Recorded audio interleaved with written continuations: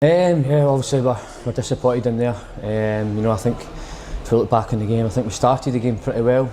I think maybe first 20-30 minutes started okay, but that wasn't enough. I think if we'd upped that maybe an extra 10-20% in that period and maybe scored, it maybe would have been a different game. They obviously go a goal in front, which we're disappointed with, coming for a set play as well. We're not too pleased with, but we came in at half time.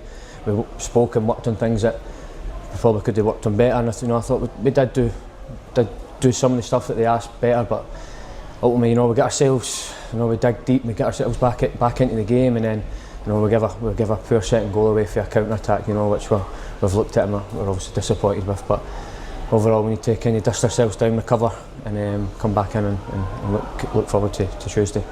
Like I said, there were positives to take from the game. I thought, especially through attacking set pieces, we had a number of opportunities. Is that something we can build on?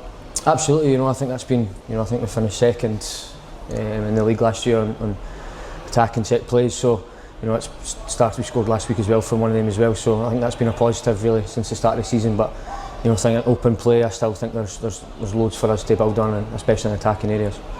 You started the game out wide and then moved central at half time. What was the message from the manager in that move?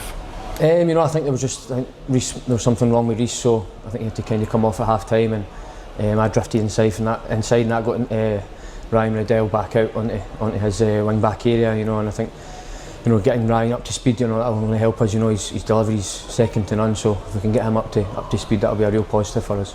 What's the mood like now in the changing room? Is it one looking to bounce back against Wycombe? Yeah, absolutely. Obviously that's the one thing in League One. You don't get much time. There's a game comes right around the corner for you. So I think that's only, for me personally, that's a positive. You kind of have to look at the game, look back at what you can do, but put that behind you and look forward to Wycombe and try and go and get 3 points there.